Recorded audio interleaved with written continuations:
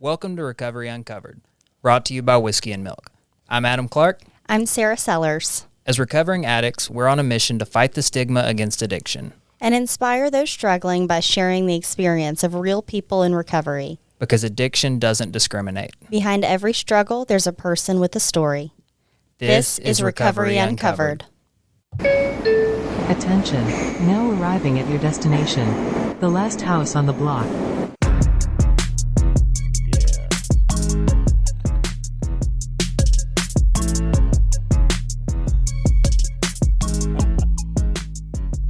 Welcome to episode 3 of Recovery Uncovered. I'm here with Sarah and our guest Jody today. We're going to talk a little bit about his recovery story, what it was like, what happened, what it's like now, and what he does to keep it that way. Awesome. Glad to be here. Thank y'all for inviting me. Absolutely. Thank you for being here at 8 a.m. That's late. Oh my God, it's early. Well, then I'm going to thank myself for being here at 8 a.m. Absolutely. Well, you were here at like 8:25 a.m., but you tried. Talk about it later. You did your best, that's all we could ask for. I did my best. You were here in time to be on when we started recording. So that's right. That's all that matters. That's right. I just walked in. So Jody, we just want to get a picture of what your drinking looked like, what your recovery looked like, and we kind of want to go from there. Yeah, you have so much experience to share. And so however you want to navigate that, tell us what it was like, what happened to you, and what you're doing now with your life. Absolutely. Appreciate the opportunity. For me, I looking back, I know I was an alcoholic before I ever took my first drink. We hear it around the rooms of recovery all the time that I just didn't fit my skin. Something was different. I felt, completely different than other people at an early age. And, I have vivid memories of second grade, third grade. I'm a straight A student. I'm an all-star in sports, but in my mind, something's not right. Like I'm not cool enough. I'm not smart enough. I don't fit in. Just something wasn't right. And that was there from that age and probably still to an extent today. But that, I think, was really the beginning of my journey as an alcoholic and really as an addict. I'm more comfortable saying I'm an addict. I got clean and sober in Alcoholics Anonymous and kind of got conditioned to say I'm an alcoholic, and I am, but really I'm an addict. And so I'll kind of go between the two, but I always mean addict in my brain when I say that. So growing up in a very loving family early on, lots of extended family, grandparents, cousins, all of that stuff. We moved to Pascagoula when I was, I think, about 3.5 maybe, and all of our family was in Yazoo City and Jackson. So there was a little bit of a change, but it suited me well. Love the coast, still love the coast, love the environment, love the people, love the lifestyle. It's a if you're from the coast, you realize that the Gulf Coast in Mississippi is totally different than the rest of Mississippi. Yeah. And so I loved that growing up. Would spend a lot of time during the summer and over the holidays at my grandparents' house, my mom's parents in Yazoo City, and got really close to them. Loved that time. As we got a little bit older, Dad would spend a lot of time away. He worked in a contracting business, so they would go on jobs for a week or 2 weeks, and then he'd come home for 3 or 4 days, and those periods started getting a little bit longer when he would be gone. And it was kind of at a crucial time in a young boy's life, going into teenage years, maturing, puberty, all that kind of stuff. And so my papaw kind of became, in my mind, like that confidant. And we would spend time together when I was there. We would go out in his garden. I would go to their grocery store and spend all day with him, learning how to run the grocery store business. He really supported me in my athletic career at that age. Growing up, I was huge in baseball, huge in football, and loved both sports. Baseball is really my true love. And he bought me catcher's equipment and, gloves, mitts, all that kind of stuff. In fact, I still have the last catcher's mitt that I ever owned, which was the last present that he ever gave me. He gave me money to buy catcher's equipment. And my birthday is November the 3rd. He passed away November the 13th, and I think I had just turned 12, if I remember correctly. It was very quickly thereafter that kind of my world just kind of crumbled. Yeah.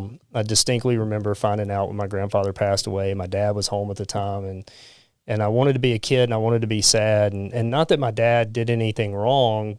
Looking back, I think as a dad, if I had a son, I'd say the same thing. Is, son, you need to be strong for your mom right now. I've got to go take care of this stuff for the business and be ready to, leave and go to the funeral in a day. That didn't take on me, I think, the way he intended it. And that began a real process of suppressing feelings and acting stronger than I was and putting on a mask for everybody else. And that continued for the majority of my life. That's a lot of responsibility for a 12-year-old to be the man of the house. Well, and I don't know that he meant it that way, but in my brain, that's what I took. Like, I've got to be the man of the house. That's right? how I would have taken it. Like, okay, I got to step up. I can't be emotional. I can't be sad. I got to be the strong one for mom. Exactly. Which that's a lot. And that's exactly how I took it. And it was probably 3 or 4 months later, I took my first drink. And my first drink was the majority of 2 40-ounce bottles of Bud Light. And I loved it. 240s, man. You 240s, went straight in. man. I had 3 Smirnoff Ices my first time, and I thought I was hard. I don't know how I did it. All I know is that I immediately wanted to do it again. Yeah. Right. Even though my dad woke me up the next morning at 6 o'clock and said, come on, you're going to the job site with me. And I was swinging a sledgehammer, miserable all day. All I could think about was getting home. We had 2 40-ounce bottles left, and I was like, I'm going home and drinking those. Did he know? No, I don't. He's never told me he knew. Yeah. But I mean, as a parent now, I can say he probably had an idea that something nefarious went on the night before. Yeah. But yeah, he's never admitted that he knew. And that really started my active addiction, if you will. So a little over 12 years old, not a teenager yet. Started dipping Copenhagen, drinking. Where I grew up in Pascagoula, we had a little convenience store right across the street from my house. And an immigrant man owned it, and he would let me cut his grass once a week. When I mowed our grass, I would run across the street with a lawnmower. It took 5 minutes to mow this little strip of grass. And he would trade beer for me mowing his grass. So at 14, 15 years old, for a 14-year-old. I was getting free beer every weekend. And it just kept progressing. And at the same time, those mental demons increased. And looking back, I can see, how that happened, why that happened, suppressing the feelings, not talking about what's going on, covering it all up with alcohol, an adolescent brain. I mean, all this stuff just compounding on itself. And the only solution that ever worked was suffering through the week to get drunk on the weekends, not think about it, not have to feel like I didn't fit in because I was the cool drunk guy that could get everybody beer. I had a vehicle, so, I could pick people up. We could sneak out, not get caught, drink more beer. So this real persona of this, super cool dude really suited me. Yeah. I just finally felt like I belonged, right? Now, keep in mind the whole time, I'm wearing a totally different mask from 7 in the morning till 7 at night. And that's the straight A student, president of the student council, excuse me, in every club at school, captain of the baseball team, captain of the football team, all state and cross country. So from all outward appearances, you had it all together. Yeah. And what I realized in doing that was I could get away with what I wanted to do on the weekends if I kept that up, because none of the adults knew the truth. Yeah. So, I'm already hiding stuff. I'm already lying. I'm living a total lie by the time I'm probably 14 or 15. And that continued for numerous years. Never did anything but drink except for one time in high school. We were went to a small Catholic school on the coast, and we had an overnight retreat for the entire senior class. And it was on the beach in Biloxi, and we had time to go sit on the beach that night that we were staying over. And a couple of guys had brought some pot, and they were like, we're going to get high, and I had no idea what pot was. So everybody sitting in a circle, pass the joints around, hit it a few times. Don't know that I got high. Don't remember feeling anything. But later that night, one of the guys had part of the joint left over, and he got up out of the bunk bed and went in the bathroom, opened the window, and tried to smoke it, and the teacher caught him. Somehow or another, he gets rid of the joint before the teacher actually found that joint, but we all got hauled in to the library at school the next day, and when we got there, all our parents were sitting there waiting. Oh. In order to not get suspended from school, we all had to agree to take drug tests. Somehow or another, I passed a drug test, but I admitted to my parents that I had smoked pot that night. So they knew their son's trying drugs now, and I got sent to a therapist. I convinced the therapist that I don't have any problems. I'm not drinking. I'm not a pothead. And about 5 months later, I go off to college. First night I was in the dorm at college, I got so drunk I got written up by my RA. And pretty much everybody there knew I had an alcohol problem. Starting strong. Started out strong, man. And I was the guy in college that I would go out Monday through Sunday. Yeah, same. You know, and if there was somebody going out, I was going out with them. If they weren't going out, I was asking people to go out. Yeah, and if I didn't know them, I was going to find somebody who was going out. Absolutely. Like there was always going to be a party. Yeah. And I was going to be a part of it. Exactly. So the school that I went to, everybody lived in a dorm for 4 years. There's no fraternities or sororities, and it's intermingled with grades. So we had juniors living directly across the hall from us my freshman year.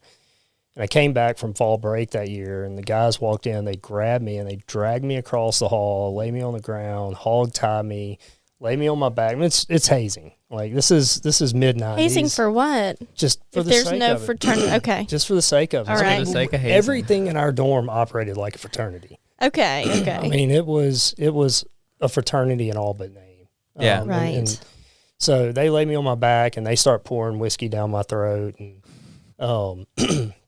I go through this whole process, and I come out the other end hammered, and they're like, "No, you're the cool one. You're going out with us tonight." I'm like, "Yeah, I'm going to hang out with juniors, but I don't have a fake ID. How am I going to get in the bar?" And they said, "Well, you're going to carry this fog machine, and you're going to tell them you're part of the band." I'm like, "What band? What are you talking about?" Well, for the next 6 months in school, I'm the fog machine guy for this band. And I go to all these bars, and I'm getting hammered, and I'm having a great time. Keep in mind, I have no idea who this band is. Yeah. I didn't know until about 20 years later that I was the fog machine guy for Humphreys McGee when they were a campus band in South Bend, Indiana, my freshman year. That's how hammered I was every single time that we went. I couldn't even tell you a song they sing to this day. But I was the fog machine guy for them. Yeah, so That's a trip. So that's how it went until towards the end of my junior year in college. And one of the two biggest positions that you could get in our dorm was dorm president, and I had been that my junior year. And the way I got that was agreeing to get extremely drunk, put on a dress, and go to the all-girls school across the street and eat dinner on a Friday night and let all the guys in the dorm come watch. It's a classic, Animal House scene. We're walking down the cafeteria line, just hammered. We get some sort of word that security's on their way, and we sneak out. And I had to ride back to campus in the trunk of a Ford Escort GT to keep from getting arrested by campus security at a college I didn't even go to. Kind of realized then that I might have a problem. Excuse me, I got something in my throat. You're good. Yeah, it sounds kind of like my college experience. Like from day one, I was just like, I got drunk. Day two, I got drunk and high, and I was all in. Yeah. Like there was no pause. Maybe I shouldn't. Am I going too hard? It was just party, party, party. Absolutely. That's why I was in college. I've got the freedom now. Yeah. How are your grades at this point? Oh, terrible. Okay. Terrible. Are you So kidding we dropped from But the you the made honor it. roll. To junior year. Yeah. So I made it to junior year by switching my major almost every single year and disappointing my mom in ways that I don't know that a mom could be disappointed. And right. Going from a math major wanting to go into engineering school and be a biomedical engineer and a doctor to going into just strictly what they call pre-professionals, which was you got a major in something else, but you took all these science classes so you could go to med school, to switching from that to accounting because my dad's a CPA. I'm like, well, if I get an accounting degree, I can go home and work for dad. It's going to be easy. You know? And in order to keep my mom happy, I went to summer school every year at University of South Alabama and took the science courses that I had dropped out of. And when I would come home and I couldn't drink like that, I would make straight A's. But then I would get back to school and I would barely squeak by with C's. Yeah. You know, and you're just constantly playing catch up. Constantly. I mean, I got in trouble in so many classes for not showing up. Adam, I think I told you the story one time my freshman year about almost getting dropped from a class that I was attending, but I was falling asleep the whole time. Yeah. and I had no idea that I was going to get dropped from the class. So in order to keep from getting dropped from the class, I made a deal with the professor, put me in the back row and let me stand up the whole class. And I was so hungover 3 days a week that I had to stand up in this class at 8 a.m. every morning in order to not get dropped from the class. And you came up with this idea? Yeah. Oh, yeah. It was totally my idea. Wow. And anyway, so fast forward into junior year, I've been dorm president. I want to be an RA. And RA is like the biggest position that you can get in the dorm. It's a service position, but you also get a budget and you get to plan social events and dorm governance. It's a pretty cool deal, right? Yeah. I mean, like 30% of the senior class applied to be an RA and only the handful that got it, right? Well, go through this whole interview process and everything else. And my real good buddy, Father Dave, who was the rector of our dorm, he calls me in. He says, look, we want to make you an RA, but we think you've got an alcohol problem. You need to go take an alcohol assessment at Student Affairs. So, okay, I don't have an alcohol problem. I'll go do this. And I breezed through it, get 100 on that sucker because I lied and cheated. And, you know, we all know the answers, right? And you just don't be honest. That's the answer. That's it. So now I'm an RA. But being an RA, like, I can't be hammered all the time. So I had to figure something else out. And I remembered that there were these guys in the dorm that smoked pot. So I'm like, I'm going to try smoking pot and see how that works. It took about 3 weeks, and I was in my dorm room, fan turned around, blowing out with a paper towel tube stuffed with dryer sheets. Yeah. And I'm smoking pot 3 and 4 times a day. And graduate from college, come home, one thing leads to another. Pot doesn't work. Got a pain pill prescription. I got my wisdom teeth taken out. That worked great, but I knew you could get addicted to them, so I wanted to find something else. Buddy of mine introduced me to ecstasy. Started doing that 3 or 4 times a week. Love that. I could smoke pot during the week and function and do that on the weekends. The whole time I'm drinking, but I'm not drinking to the point of like oblivion. Yeah. It was just always there. It was always there. Somewhere I went home and worked for about 2 years after undergrad and was about to go to a study abroad program in Europe for a summer and start law school. And it was probably 3 weeks or so before that, I randomly, just a chance interaction, got introduced to cocaine. And I was scared to death of it. Grew up in the 80s with the crack epidemic and Nancy Reagan, just say no. Oh, yeah. Great intention, zero efficacy in policy. I don't think any child that ever went through that program was like, you know what? I will just say no. Right.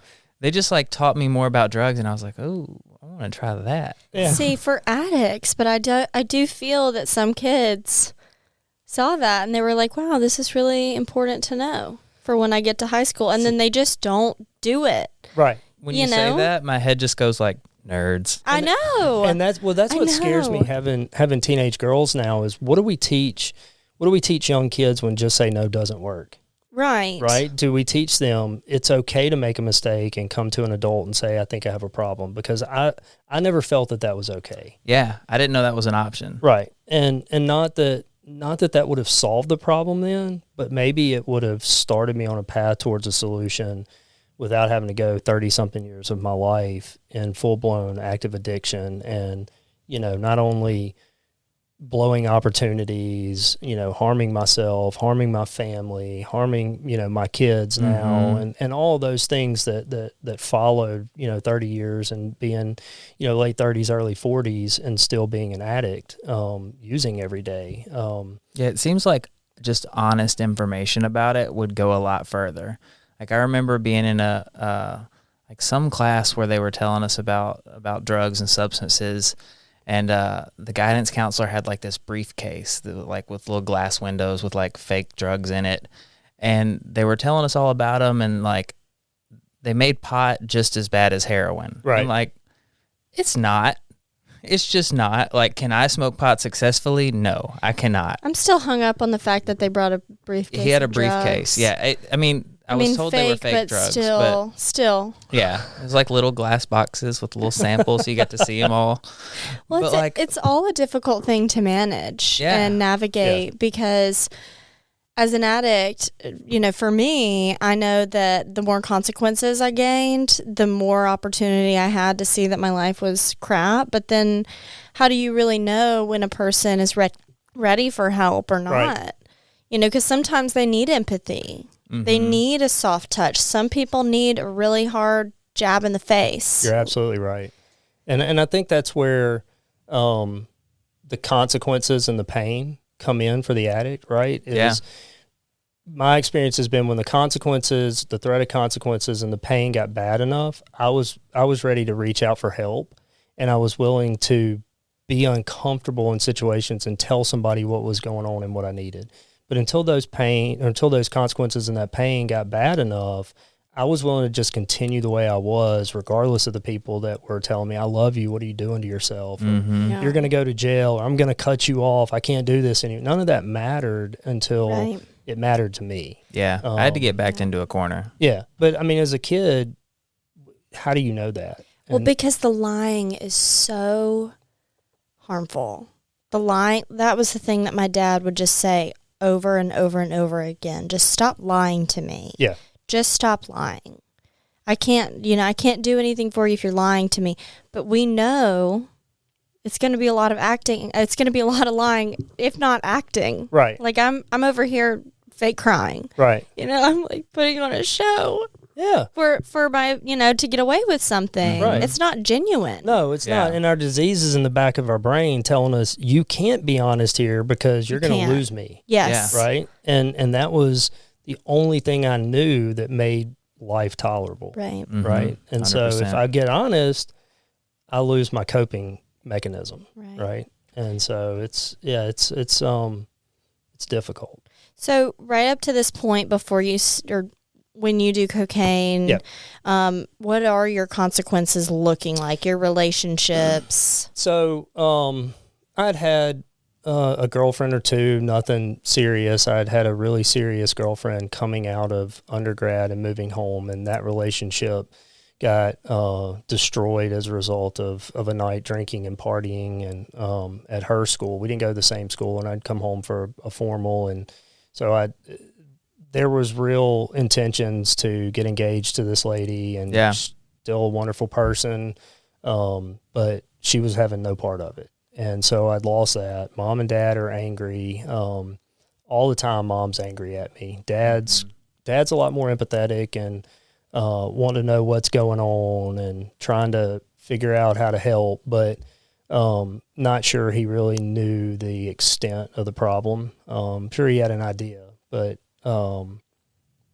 no real consequences legally ever. No consequences outside of that one relationship at this time. So really, I'm making money. I'm putting money in the bank. I'm about to go back to school, and really to the outside world, outside of my immediate family and that one relationship, nobody knew I had a problem. Yeah, your world's not crumbling at all. No, yet. I'm still the guy that went to school and graduated in 4 years. I came home and volunteer coached the cross country team at my high school and the baseball team and the soccer team.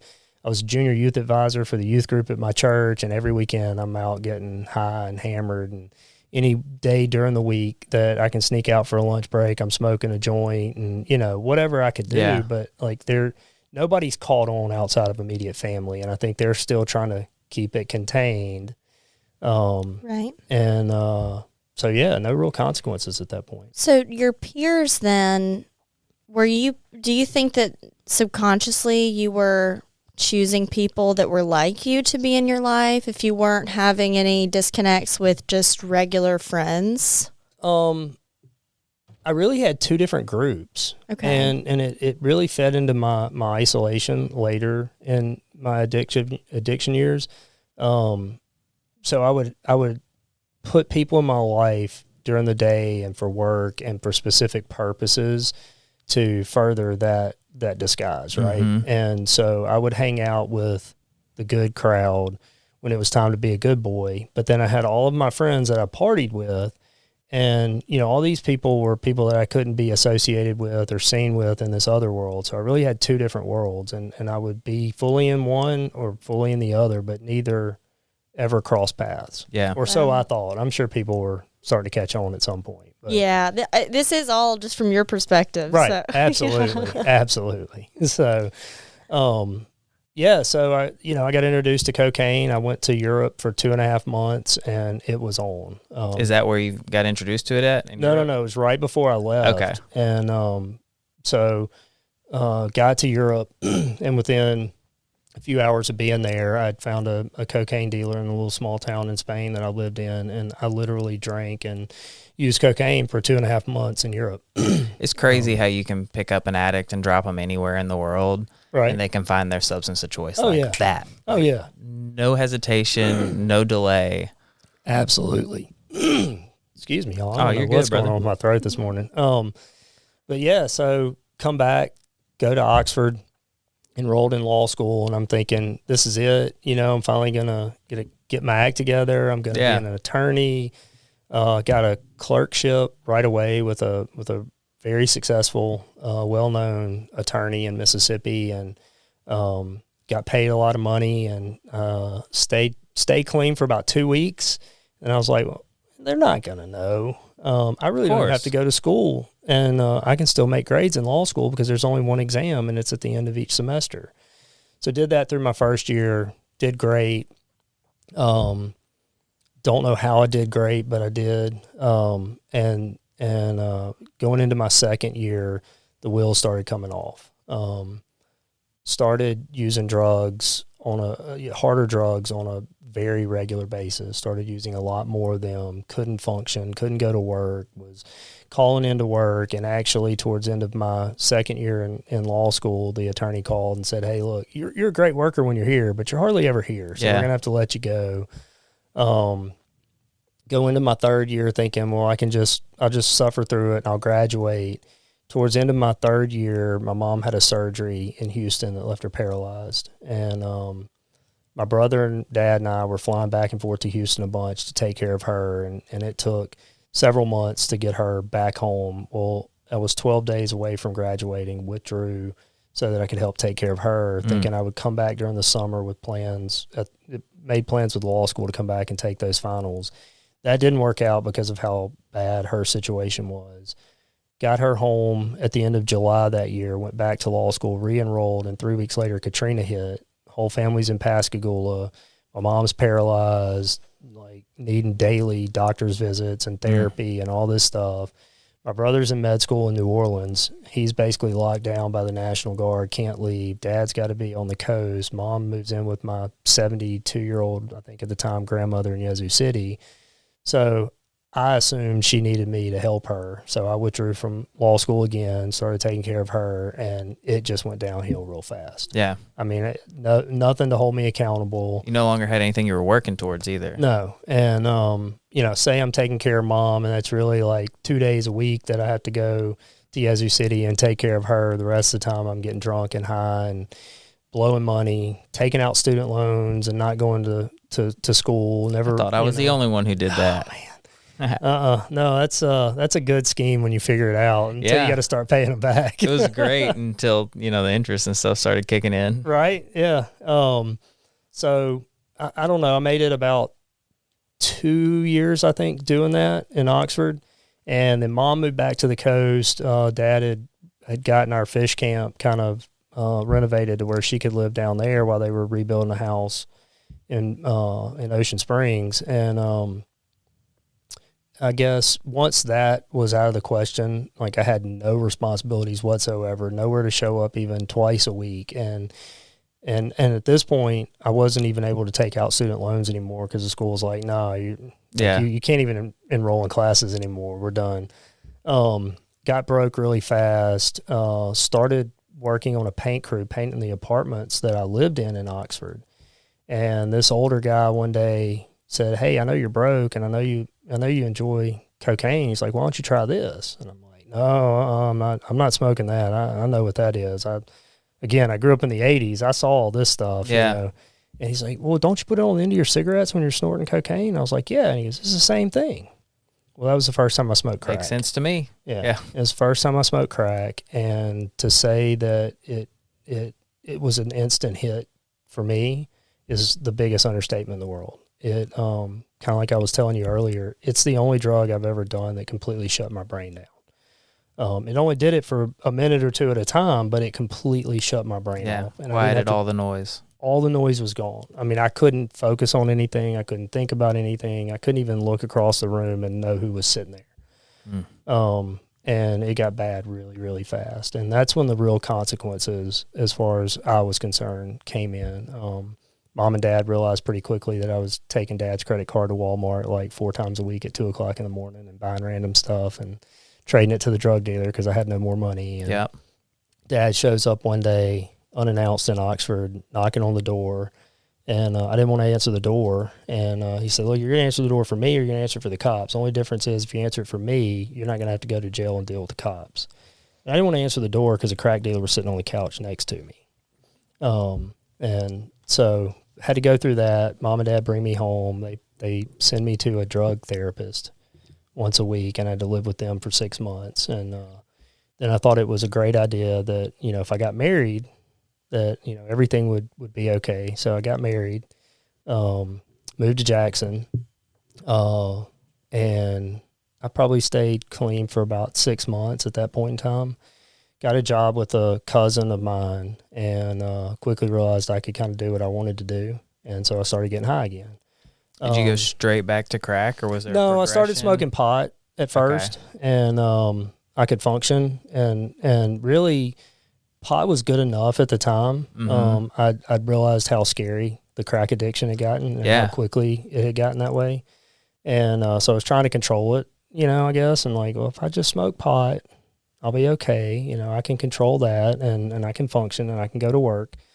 That didn't last very long. And I started smoking crack again. And this started the kind of revolving door of jobs in my professional career. And I would get a job. I could work it for probably 18 months to 2 years. And they would either realize something was wrong with this guy and let me go, or I would realize they're about to let me go and I would quit. You'd just leave before you get fired. Yeah. And I would make up all these excuses in the world to cover it up for my family. Like, well, this wasn't working out and that wasn't working out, or downsizing. This disagreement with this guy, or they promised me this and it didn't come through. And so I worked about 4 different accounting jobs, and then I got laid off from one that I didn't see coming, and I couldn't get another job right away. By this point, I'd had so many jobs that people weren't just going to hire me right away. They're like, wait a minute, you've been in Jackson for 4 years and you've had like 5 jobs. Like, what's going on here? You know, why don't you stay anywhere? Right. The names of the colleges that I attended were no longer sufficient enough to get me an interview with anybody. And so I was unemployed for a few months, and during that period, things got really bad. And the lady that I was married to at the time realized how bad it was. And thankfully, you know, I think she saved my life multiple times, that being one of them. She realized how bad it was, and I would stay up late at night saying I was watching TV, and I would get high while her and our kids were asleep. And she walked in one night, and I'm standing on the back porch with a crack pipe in my hand, like staring down at the ground, thinking that a snake or a rat or something's like climbing up my pants. And she's like, what is going on with you? And so she called my dad and her dad the next day, and that was my first stint in treatment. And that was December of 2013.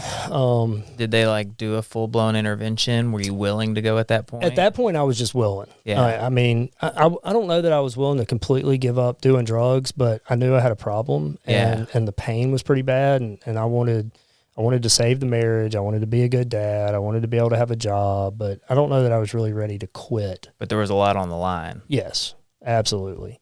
So, I guess a couple of weeks later, I ended up at Bridge to Recovery. At the time, they were in Ridgeland, and went through the full IOP program there. And I'll never forget the last night I was there, the term they use, is coining out. And you get a nice little coin that shows you've completed, and it goes around the room, and everybody tells you these wonderful things that they think you've learned and how you've grown and impacted their recovery. And so it goes all the way around the room, and it gets to the therapist, and I'll never forget Lynn, and I won't leave her last name out, but Lynn gets the coin, and she looks at me, and she goes, "I don't think you're ready to leave here." And it completely shocked me, and actually it really irritated me.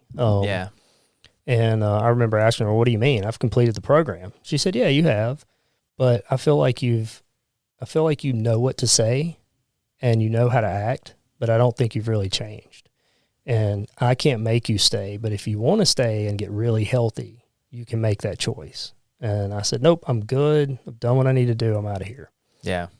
And went to one aftercare meeting the next week, and the following week I didn't go to aftercare because I was smoking crack.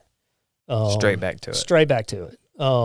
So she was absolutely right. And, it has really informed my views on recovery to a large extent today. I think that a lot of times people that love us think that 30 days worth of treatment is gonna cure us. Mm-hmm. And my experience and the experience that I've had with a lot of people that I work with or work around has shown me that 30 days is really just a detox. Yeah, that's just the start. Yeah. You got to have continued work and a lot of it. Well, and if you're at the point that you need to go to treatment, 30 days is barely scratching the surface. In fact, what my opinion, and I'm not a clinician, I'm not certified in any way, shape, or form, but I'm around it a lot.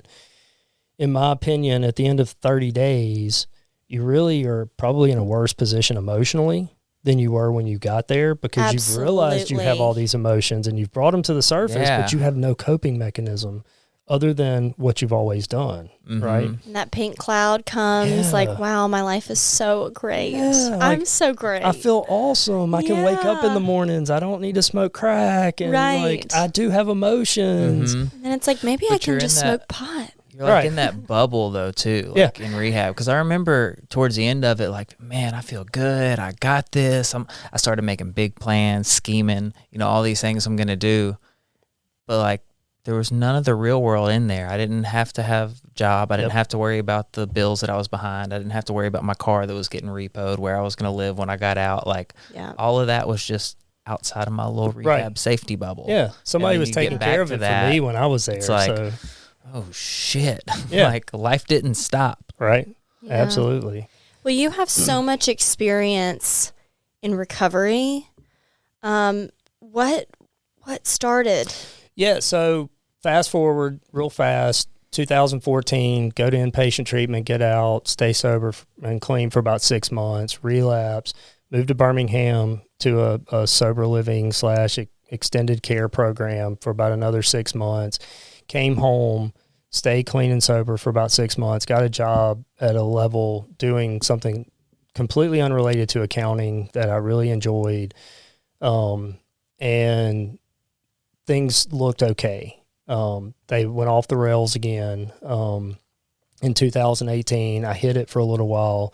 Towards the end of 2019, it got really bad, and I was getting caught a lot again at home and was backed into a corner. Promised that I would go to an AA meeting. Went to an AA meeting, fell asleep. Went to an AA meeting the next day, fell asleep, and woke up about halfway through, and this man who I'd never seen before. Now, keep in mind, from 2014 through late 2019, I'm still going to AA meetings pretty regularly, so I knew a lot of people. But I was never involved. I was, You're going to nap time. Yeah, exactly. But you never did the stuff that was suggested. No. I was 1, 2, 3, see ya. Yeah. I think I did one fourth step in there and ghosted that sponsor and not doing a fifth step. Yeah. I write this stuff on paper, but I'm not gonna tell you about it. Ooh, no. Yeah. So wake up. This guy's talking, and he's telling my story. Difference is, instead of being in his early 40s, he's in his late 60s, and he went about 10 more years than I did and ended up losing the family, being homeless, all these things that were the things that I had yet to do, but I knew were right there. Yeah. And I remember just something in me moved when I heard him speaking. And I said, if I'm ever going to do this, this is the guy that's going to help me. And he got up about 10 minutes later early and was leaving the meeting. And I got up early, which scared me to death because I thought I was going to get caught. Because I'm having to share my location and all this stuff at this point, And so I walk outside, introduced myself, and said, look, I don't know what I need, but I can't keep doing what I'm doing. And I really related to what you shared. And he said, well, you asking me to be your sponsor? And I said, I guess I am. And he said, what are you willing to do? And I said, I don't know. I really don't know, but I don't want to keep doing what I'm doing. And he said, thank you for being honest. I can work with that. So John became my sponsor, started going to AA meetings regularly and working with him. And a few months later, COVID hit in early 2020, and I made it about 2 weeks into being home from the office every day, and I relapsed. And I remember calling John and telling him what was going on, and he said that this was the first time that a father figure for me had said, it's okay. Like, you're lucky you're back, and I don't recommend that you do this anymore, but it's okay. Mm-hmm. Let's talk about this. I still love you. I'm still your sponsor.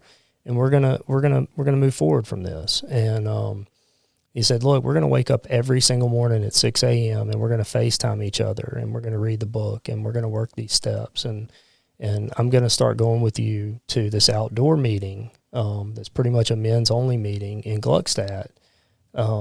And he would meet me and follow me and let me text when I got home, so I had all this accountability between him and the wife and everything. And something in that process, and looking back, I know what it is. It's God, and it's a connection with another addict, mm-hmm. right? That really drugged me out of my addiction, and allowed me to work the steps in a safe, secure, loving space. And I needed that. I remember when we were working the steps, and those that are listening will know we're in the steps we were at this point. But he said, so do you believe that God will do for you what you can't do for yourself? And I said, no. And I explained it. I said, it's not that I don't think God can. I don't think God will for me. I think I'm at that point that God's written me off. Yeah, he's done with you in your mind. Yeah, I'm not worthy of being saved, right? How much ego is that, right? Like, I mean, we don't think about it that way, but that's huge ego right there, mm-hmm. saying like, I'm so bad. Yeah. It is. People don't always understand this. At least I didn't until I was getting sober, that being so hard on yourself is just the opposite side of the spectrum. Right. On the self-centeredness scale. Absolutely. Like there's, I'm so much better than you. Yeah. Looking down, or like, I can't, they're going to step on me. Right. It serves the same unfortunate purpose. Absolutely. And that's exactly where I was, and that's what I explained to John. And thankfully he, at the time, was about, I think, 14 years clean, maybe 15, and he'd seen this a time or two. Yeah. He'd been around the block. Yeah. And he didn't hesitate. And he said, well, do you believe that I believe God will do for you what you can't do for yourself? And I'm not sure I believed, but what I believed was he believed, because he was getting his butt up at 6 o'clock every morning, and he was pouring every ounce of love that he had into me, mm-hmm. for an hour and a half every single morning. Yeah. And so when I told him that, he said, well, we can start from there. And, the part of the book that talks about the hoop that we have to jump through is a lot bigger than what we really think it is when we're at that point in the journey, right? And, I like to think that that my God does not make too hard of terms for me when I earnestly seek him. And that can be in the moment. I mean, I can be having a bad moment and running completely on self-control and self-reliance and realize it and go, oh, God, I need some help here. And mm-hmm. things will instantly change. And that's been my experience. That was my experience right then and there. Was the program started working, and I started changing, and God started working in my life, and I started getting real results. Unfortunately, I still had some reservations about what I was willing to do for my recovery, and those reared their ugly head. A few months later, Father Dave, the rector that I told y'all about at Notre Dame, he and I were the best of friends, and in fact, he officiated our wedding. He had come down with a form of blood cancer that was really rare, and he passed away. And I wasn't ready to deal with that emotionally, and I didn't reach out to a sponsor, and I relapsed. Got really, really drunk. Called John and told him, and John said the same thing that he had said before, except he said, well, we got to figure out, how we're going to deal with this moving forward. And then he added one caveat. He said, if you relapse again, I don't know that I can keep working with you. Not because I don't want to, but because you're obviously not getting something in the message from me that you need. And that was a different way of hearing that, right? It's not like getting kicked out of treatment or getting kicked out of the house. It's this is not working for you, and I'm going to help you find what will work for you. Mm-hmm. Again, just a different perspective and what I needed, when I was really early in this process of recovery. And so we started working the steps again, going on the third time in about 8 months of working the steps, and made it for a while. He had introduced me to a couple of guys that he made me call every single day because I was having domestic issues and work issues, and he's older and hadn't gone through some of this, but some of these guys had, right? Like that men's group that we all have to have, or women's group that we all have to have in recovery outside of just a sponsor. And thankfully he knew what he was doing there too, because some things went down, a lot of heated emotions one day, and I got really angry, and I said, I'm going to show you. And I went and bought $20 worth of crack, and I waited until I knew she was coming home, and I said, I'm going to get high, and I'm going to show her what I'm going to do when things go the way that they just went. And I did. And she walked straight in the house, and she knew what was up, and she said, you're calling your sponsor, and you're calling your therapist, and you're telling them what's going on, and if you don't, you can leave the house right now. So I agreed, got up the next morning, called my sponsor, called my therapist, who I was having to do FaceTime with at the time because of COVID. Yeah. And I got on FaceTime, and I said, this is what happened. I told her I was going to call you and put you on the phone with her. I did. I'm done. And I got up and I walked out, and I sat on the back porch. And 5 minutes later, my therapist, who is also in recovery, showed up at my house and said, look, you're going to die if you keep going this way. And I said, okay, well, what do I need to do?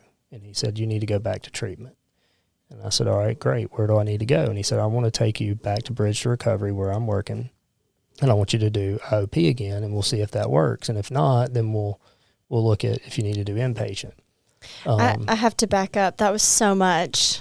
Yeah, go ahead. You were wilding out. Yeah. Yeah, with some time. Uh-huh. Oh, yeah. So what is the inner monologue?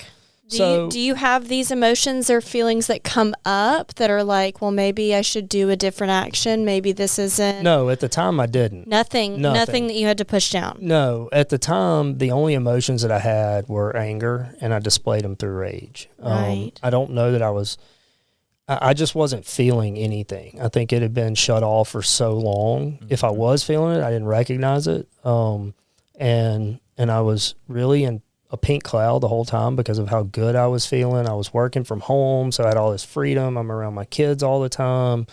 So really, when these relapses would happen, it was something emotional that I didn't know how to handle because I wasn't dealing with any emotions ever. Right. And I wasn't willing to let somebody in on the front end and say, hey, I'm struggling here, and I don't know what to do with this. So when those feelings hit, you had no defense. No defense whatsoever. You just went straight back to, I know this works. Yeah, absolutely. That's what I'm going to do. Absolutely. Well, and it's back to when you were younger and you lost your grandfather.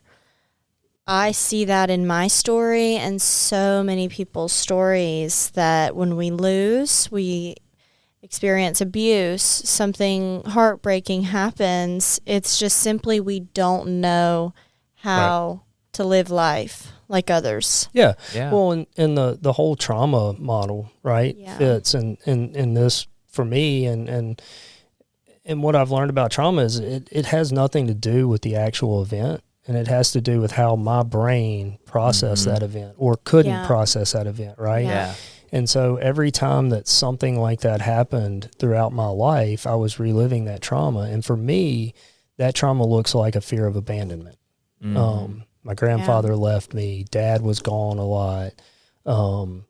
Friends started leaving because I was drinking and using too much. Whatever, the situation was, in my brain, it was, I'm going to be abandoned if I'm not checking all the boxes and being this perfect person, which is that second life that we all live, that I was living.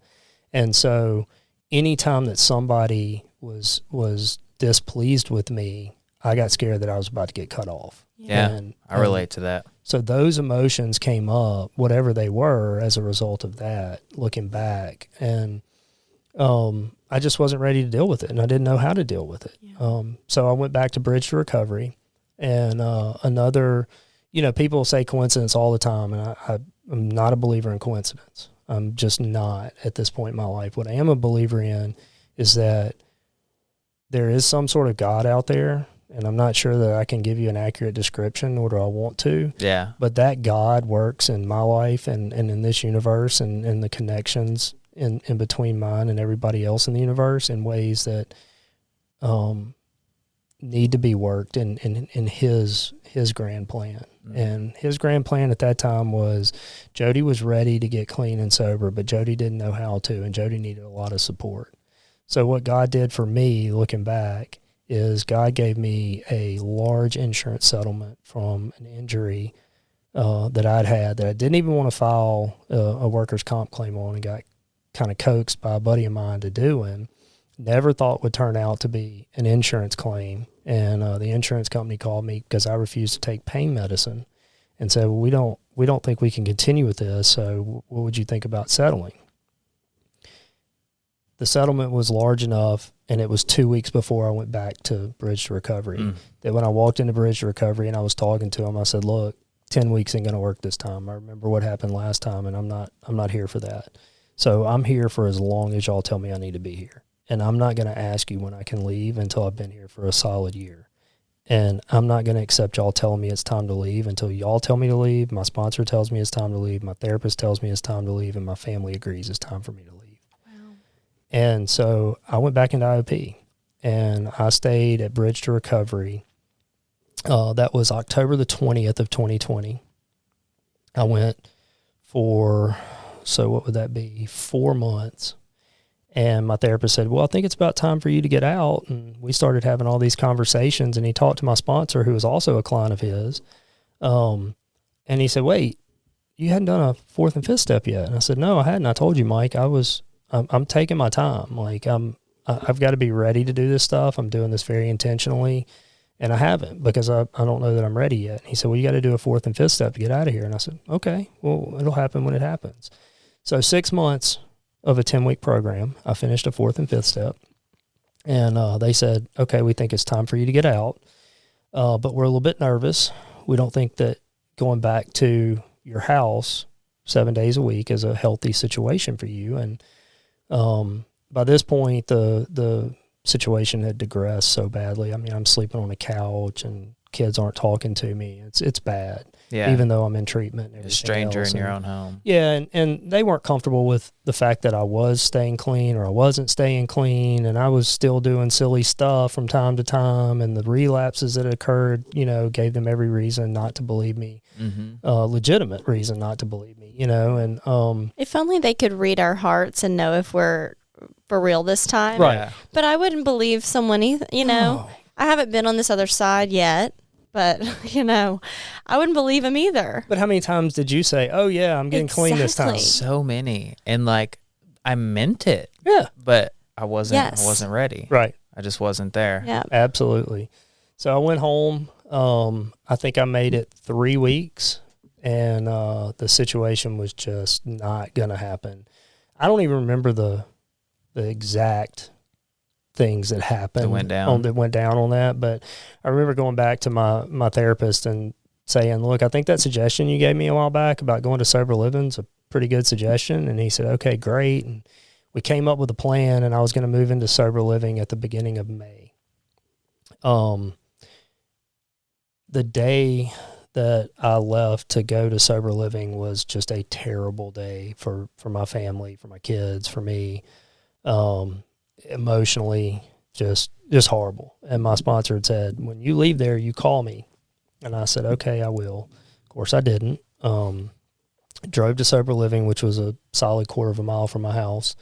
Got there, did all the paperwork, said, I need to go to Walmart. I don't have sheets and towels. And I'm standing in line at Walmart. And by this point, I've got my credit card back, which I had not had in like 7 years. Yeah.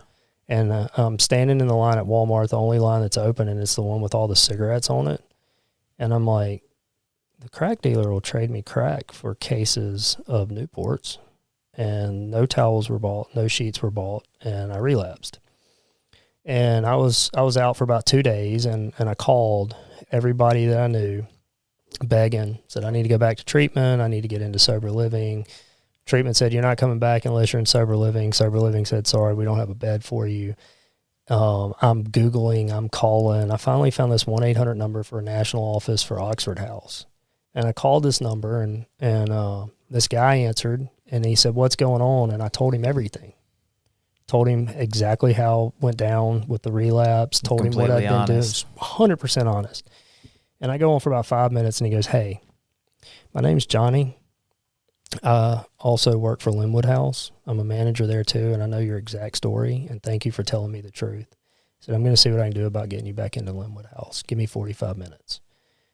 And 45 minutes later, he called me. He said, we've got your bed at Linwood House. Come on back. And I called Bridge to Recovery, and I went to treatment that night, and I voluntarily agreed to take daily drug tests until I was completely clean so I could move back into sober living.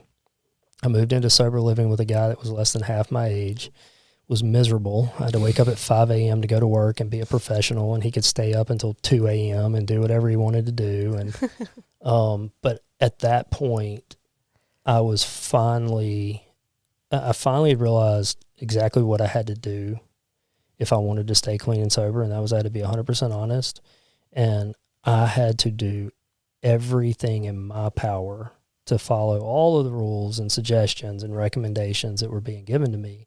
And if I was struggling, I had to be willing to tell somebody before I got high. Yeah.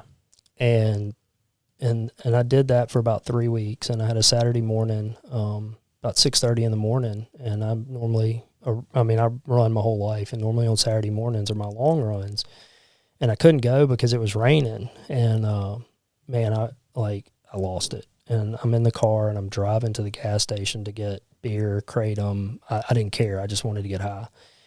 And I started calling everybody that I knew, and nobody's answering because it's 6:30, 6:45 on a Saturday morning. So finally I called Johnny again, and I said, look, man, this is what's going on. And he said, can you go back to the house? I'll be there in 5 minutes. And I went back to the house, and he was there, and he sat with me. And I didn't get high that day. And that was the last time that I struggled with wanting to get high on my own. And it's the last time that I haven't called somebody when something was going on in my life before I took action based on what was going on in my life. Yeah. And recovery got simple at that point. Sober living saved my life. John helped save my life. My sponsor in between John and today, his name is Clark. He helped save my life.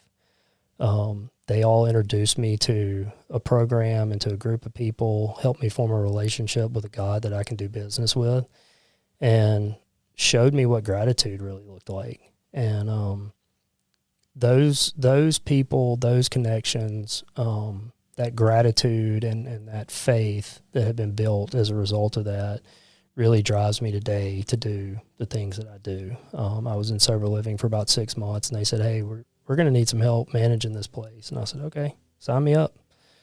And for about the next year and a half, I worked 2 jobs and volunteered for the sober living one, and loved it.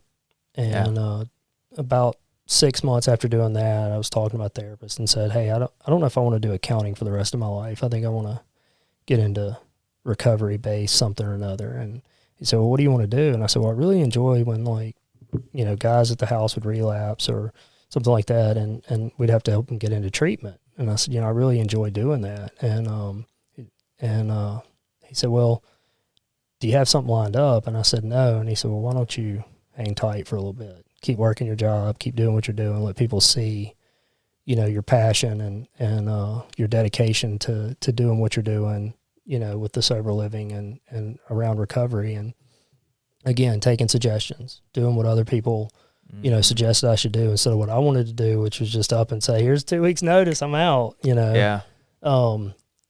So that situation continued for about another 6 months. So I'm a little over a year into sober living and a little over a year into managing sober living. I lived at sober living for 11 months and then moved out and got my own place.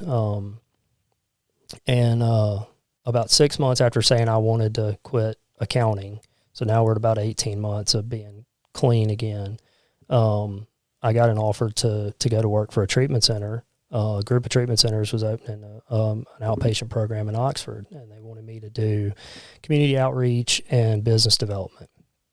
After a lot of thought and prayer and discussions with other people, I decided to do it, got out of accounting, went to work, and I think precisely 3 weeks after I started that job, they called all three of us employees on a Microsoft Teams meeting and said, we're shutting the treatment center down. Y'all are all unemployed. Oh, shit. Yeah. And I went, wait, huh? Took Hold a on. big leap of faith, and then the floor fell out from under you. Like, God, what's going on here, God? All those emotions came back, Mm-hmm. the anger, the fear, the frustration. The really cool thing about recovery is I knew what to do. Yeah. I sat there in that office in Oxford with the other two employees, both of who were in recovery and one who's a therapist, and we processed what we were going through and said, okay, well, what does that look like moving forward? And before I left that office, I called my sponsor and told him what was going on, called a couple other people and told them what was going on, and they said, okay, well, come talk to me when you get back. And I got to a place where I knew I was okay to leave and be on my own and be able to drive back to Jackson. And on that drive back from Jackson, I said, I'm not doing anything for 2 weeks. I'm okay. Like, I'm going to enjoy 2 weeks.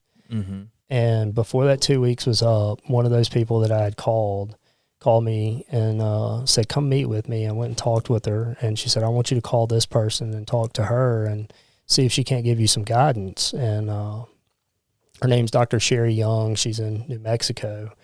And so I called Sherry and told her what was going on and trying to figure out what to do. And we're talking, and she's kind of telling me like her story and this and that. And about 30 minutes in, she goes, hey, what would you think about working with me? I have no idea how this would work. I was not even considering this when you called, but I think this would work. And so I took another leap of faith and went out and started my own business. And my business is doing business with her business. And that business looks a lot like business development and community outreach for treatment centers, but we do it on a contract basis and a non-exclusive basis.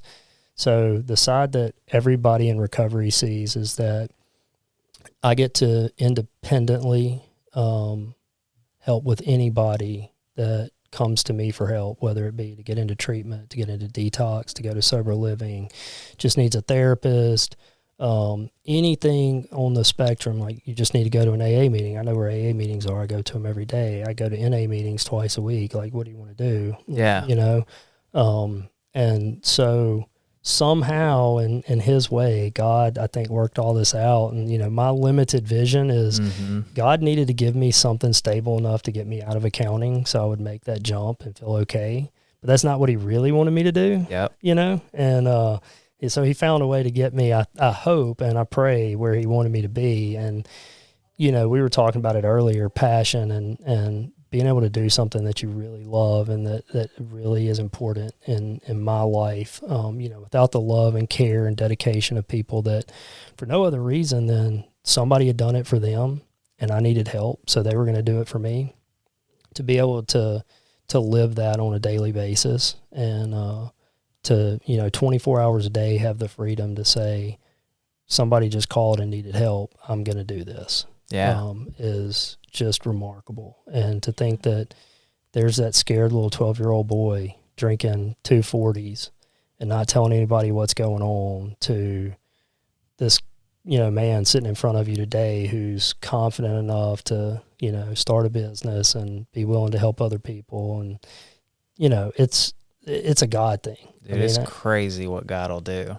I was just thinking as you were kind of telling, that job getting kind of pulled out from under you. I think I actually sent this to Danny the other day. One of my favorite lines in the book, and I'll probably misquote it, but it's absolutely nothing happens in God's world by mistake. Absolutely. And that's been my experience. Every time I think in sobriety that shit's hitting the fan and that this is the end of my world, a newer, better opportunity presents itself.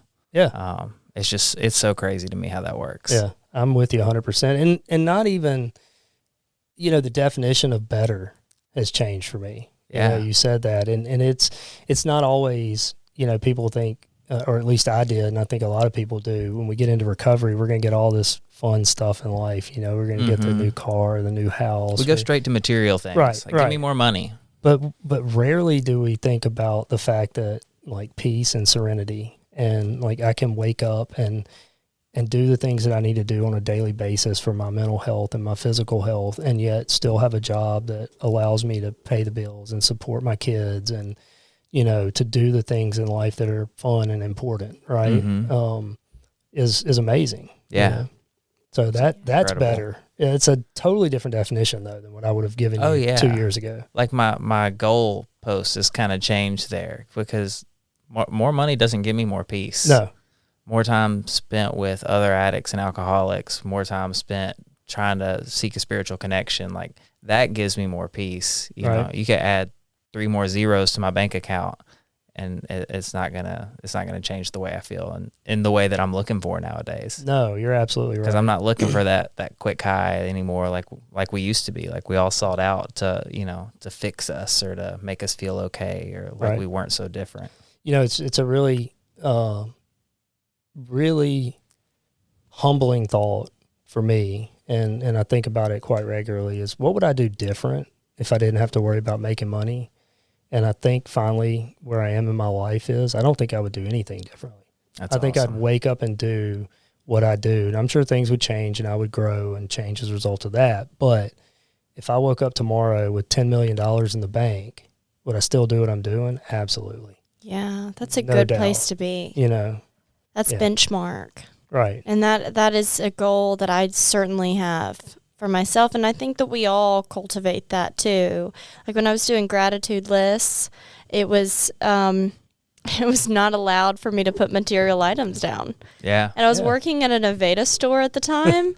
And so my gratitude list for my mentor, she'd be like, you have to send me 10 things. And it would be okay, the shampoo, the cooling oil, the literally just all those items. And she's like, no, literally your health, things you can't buy, waking up not hungover, all these things. And I think that the more I've packed of gratitude in my life, the lot less I care about those material items, like you're saying. Yeah. That practice. And we're all so conditioned in the world today to think that those are the markers of success, right? Yeah. Absolutely. I've got the new iPhone, I'm wearing these cool shoes, I'm driving this right. But it doesn't make a difference in the grand scheme of things from where I sit today. And that's the beauty of it. All of those physical things, they might make me feel different for just a little bit. Mm-hmm. But that new car smell wears off. Right. Nobody else noticed that I'm wearing brand new shoes. Yeah. Nobody else has seen what's happening in my bank account. So it's a brief I'm there, and oh wait, I don't feel that different. Shit, I gotta keep going. Exactly. But you're chasing the wrong thing if that's what you're chasing. You're right. Absolutely. Jody, you've been so awesome and candid. I really appreciate you coming on here and laying everything out. There's so much in your story. I feel like we could be here so much longer just talking about each section. But it's so reassuring for me to hear how you're now using that experience for others. And I'm hoping that someone listening to this morning or whenever you're maybe not this morning, but whenever you listen to this episode, that they also hear themselves in you, like you did in that meeting. Yeah, that's the beautiful thing about recovery, right? Is that it's open to everyone and anyone. All you got to do is reach out and say, "Hey, I need some help," and I'm no different than you guys or anybody else in recovery. I think when we finally kind of get to that place in recovery, is we're always willing to help. It's one of the things that we enjoy doing, and thank y'all so much for inviting me on and let me share my story. And absolutely. And if anybody is listening at any point in time and needs help, feel free. I mean, reach out, call me, call anybody that you know, and just say I need help, because that's where the process starts. Definitely. Do you want to plug how to get in touch with you if anybody does? Yeah, sure. So a few different ways, I guess. One, you can call my cell phone, 228-623-3329. You can text me. You can email me at Jody with a Y, Jody Penton, Penton @gmail.com. Or you can find our website by searching for Right Fit Collaborative on Google. I think it's rightfitcollaborative.com. But anyway, any of those websites will get you in touch with me, and then obviously phone number, email. And if they want to be you, can you drop your social? I don't even know what it is. That's like I'm a little too old to know. You want to be you? I'm not on TikTok. I might have Instagram. I'm on Facebook, and it's Jody Penton. Find him on Facebook. It might be Joseph Penton too. I don't know. It's Jody. We typed it in a minute ago to tag you. Fair enough. Well, thank you, Jody. Thank y'all. Yeah, I really appreciate you it. And y'all keep doing what you're doing. This is a great service to the community, and y'all just keep it up. Proud of y'all. Appreciate it, brother. Attention. Now arriving at your destination. The last house on the block.